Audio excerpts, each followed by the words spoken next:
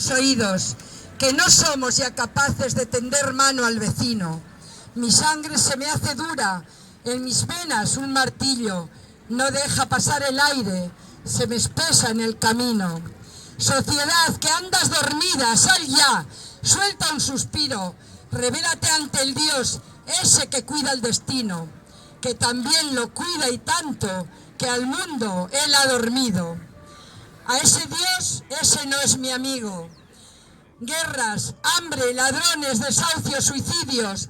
¿Dónde estáis todos los dioses? ¿Dónde mierda estáis metidos?